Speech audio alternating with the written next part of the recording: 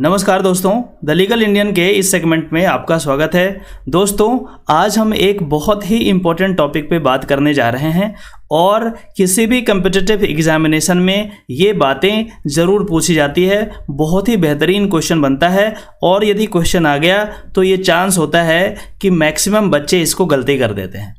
आप ये गलती नहीं करें, इसीलिए मैं आपके लिए ये वीडियो बना रहा हूँ। बेसिकली इस वीडियो में हम ये समझने का प्रयास करेंगे जो ओथ होता है, प्रेसिडेंट का ओथ, प्राइम मिनिस्टर का oath and chief justice of India का ओथ, CAG का ओथ या फिर हाई कोर्ट के जजेस का ओथ, इसमें क्या डिफरेंस होता है? क्या वर्डिंग्स सारे सेम होते हैं? क्या सारे ओथ सेम होते हैं या डिफरेंट होते हैं? और डिफरेंट होता है तो आखिर क्या डिफरेंस होता है, इसी को आज हम समझने का प्रयास करेंगे। और ड्यूरिंग द लेक्चर हम ये भी समझेंगे कि किस तरीके के क्वेश्चन यहाँ पे पूछे जाते हैं। चलिए हम शुरू करते हैं पहला राष्ट्रपति से, प्रेसिडेंट से। Article 60 talks about oath and affirmation by the president. President के ओथ के बारे में आर्टिकल 60 बताता है कॉन्स्टिट्यूशन ऑफ इंडिया का। ठीक है, यदि आप नाम नहीं जानते हैं प्रेजेंट प्रेसिडेंट के, रामनाथ कोविंद है। ठीक है, चलिए हम आगे बढ़ते हैं। कहता है कि every president and every person acting as president और discharging the function of president shall, यहाँ पे क्या है? शैल है, मतलब सारे लोगों को ये ओथ लेना पड़ेगा। Shall before entering upon his office make and subscribe in the presence of chief justice of India. किसके प्रेजेंस में होना चाहिए? चीफ जस्टिस ऑफ इंडिया इनको ओथ दिलाएंगे। क्या ओथ दिलाएंगे? In his absence the senior most जज of the supreme court available, मतलब यदि CJI नहीं है तो सीनियर मोस्ट जज जो हैं सुप्रीम कोर्ट के, वो इनको ओथ दिलाएंगे। एन ओथ और affirmation in the following form. क्या है फॉर्म, इसको हम जानने का प्रयास करते हैं। तो एक क्वेश्चन तो हमारा बन गया कि राष्ट्रपति का ओथ कौन दिलाता है? चीफ जस्टिस ऑफ इंडिया दिलाएंगे। और यदि चीफ जस्टिस ऑफ इंडिया नहीं है, अब्सेंट है किसी कारणवश, तो सुप्रीम कोर्ट के सीनियर मोस्ट जज दिलाएंगे। चलिए आगे हम बात करते हैं क्या ओथ लेते हैं, ये जानना जरूरी है। ये कहते हैं IAB, मतलब जो भी नाम है इनका, ठीक है, do swear in the name of God और solemnly affirm that I will faithfully execute the office of president और discharge the function of president of India and will to the best of my ability preserve, protect and defend the constitution and the law, and that I will devote myself to the service and well-being of the people of India। Question ये आएगा कि इनमें से कौन ऐसे dignitary हैं जो constitution को preserve, protect and defend the constitution की बात करते हैं। Preserve, protect and defend the constitution की बात करते हैं, तो आंसर क्या होगा? राष्ट्रपति होगा। क्योंकि आगे जब हम पढ़ेंगे इसमें प्रिजर्व, प्रोटेक्ट और डिफेंड की बात नहीं आएगी। तो एक जो बहुत ही बेहतरीन क्वेश्चन यहां से बन सकता है कि who takes oath to preserve, protect and defend the constitution, तो आंसर क्या जाएगा आपका? आंसर आपका राष्ट्रपति जाएगा। आप प्रधानमंत्री और CJI एटसेट्रा में कंफ्यूज नहीं होंगे। चलिए आगे हम बढ़ते हैं। दूसरा जो ओथ है वो प्राइम मिनिस्टर के बारे में हम देखेंगे। ये शेड्यूल 3 के पार्ट 1 में, शेड्यूल 3 यदि आप देखेंगे तो वहां पे बहुत सारे कॉन्स्टिट्यूशनल पोस्ट पे जो लोग होते हैं उनका ओथ के बारे में बताया गया है। तो शेड्यूल 3 के बहुत सारे पार्ट हैं, 8 पार्ट हैं कुल मिलाकर के इसके, एक बार आप चेक कर लीजिए। शेड्यूल 3 के पहले पार्ट में प्राइम मिनिस्टर और यूनियन मिनिस्टर का जो ओथ होता है उसके बारे में दिया गया है। अभी प्रेजेंटली नरेंद्र मोदी जी हैं और ये PM हैं। चलिए आगे बढ़ते हैं। क्या ओथ लेते हैं? ये बेसिकली 2 तरीके का ओथ लेते हैं, एक तो ऑफिस का ओथ और दूसरा सीक्रेसी का oath.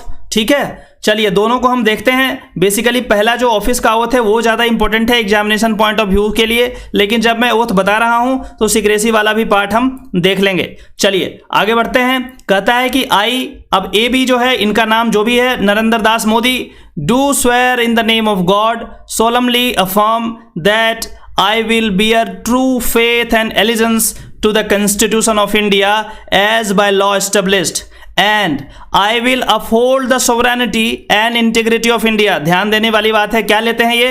I will uphold the sovereignty and integrity of India, and I will faithfully and conscientiously discharge my duties as a minister for the union, and I will do right to all manner of people in accordance with the constitution and the law without fear or favour, affection or ill will. ये जो है ये oath union minister लेते हैं, prime minister भी लेते हैं ये सेम ओथ, ठीक है। और इसमें जो इंपॉर्टेंट वाली बात है क्या है, आई will uphold the sovereignty and integrity of India. क्या इस तरीके का वर्ड यहाँ पे था क्या? यहाँ पे कहीं आप देख रहे हैं ये वाला चीज कहीं पे यहाँ पे मिला नहीं है। इसीलिए मैंने कहा कि ओथ का जो कंटेंट है वो डिफर करता है, वो अलग अलग होता है।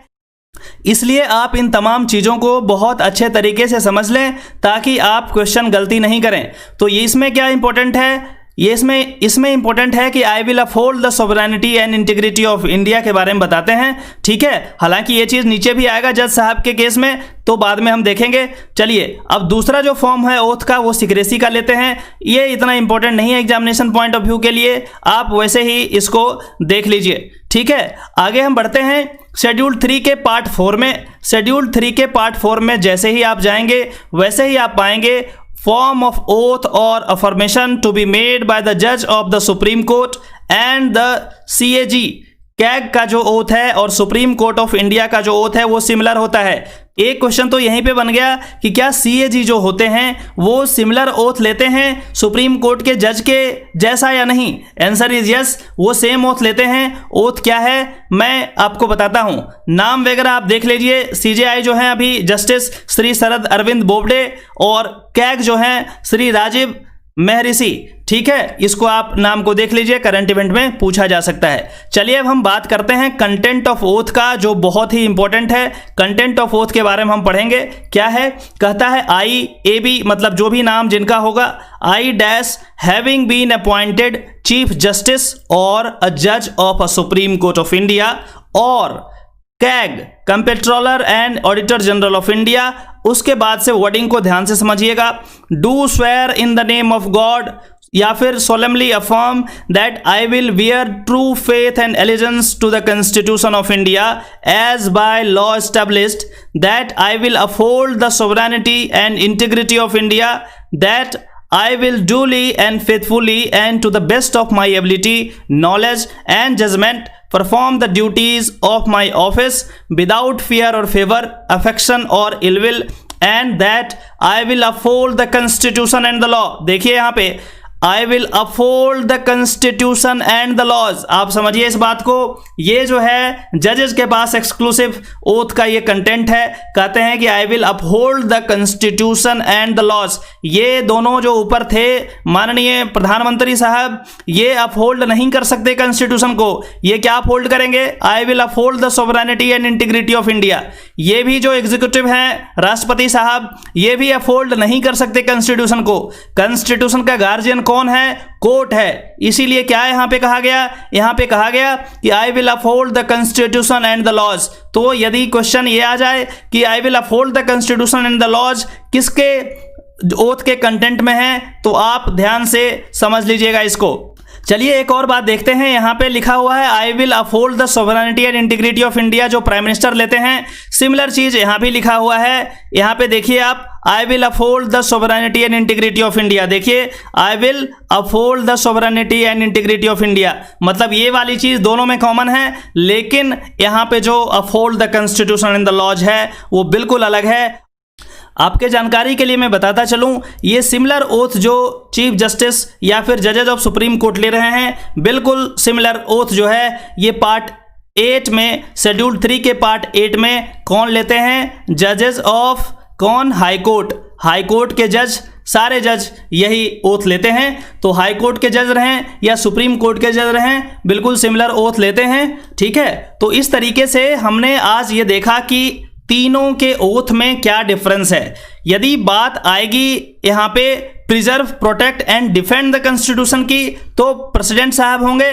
यदि बात आएगी यहाँ पे I will uphold the sovereignty and integrity of India, तो प्राइम मिनिस्टर भी होंगे और सुप्रीम कोर्ट या हाई कोर्ट के जजेस भी होंगे।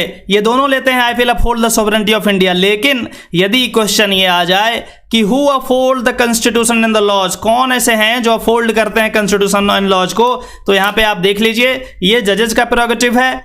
जज चाहे सुप्रीम कोर्ट के हों या फिर हाई कोर्ट के हों, ये दोनों अपहोल्ड करते हैं कॉन्स्टिट्यूशन एंड लॉज को। ठीक है। इसके साथ साथ चूंकि इसमें CAG भी आ जाते हैं तो इनका भी सिमिलर ओथ है। तो इस तरीके से आपका कम से कम 4 से 5 क्वेश्चन जो बहुत ही बेहतरीन क्वेश्चन बन सकता है यहाँ से। और बेसिकली लोग इसको नहीं पढ़ते हैं, लोगों को ये लगता है कि जितने भी डिग्नेटरीज हैं सारे ओथ सिमिलर लेते हैं, सेम ही ओथ लेते हैं। ऐसा नहीं है, सबका ओथ अलग अलग दिया गया है। आप शेड्यूल 3 में जाकर के देखिए, चीज़ों को बिल्कुल अलग आपको वहाँ पे मिलेगा। तो आपके लिए मैंने समराइज किया है, बेसिकली इन्हीं लोगों का आपसे क्वेश्चन पूछा जा सकता है। तो चलिए फिर से मिलते हैं किसी और टॉपिक में, तब तक के लिए नमस्कार, जय हिंद।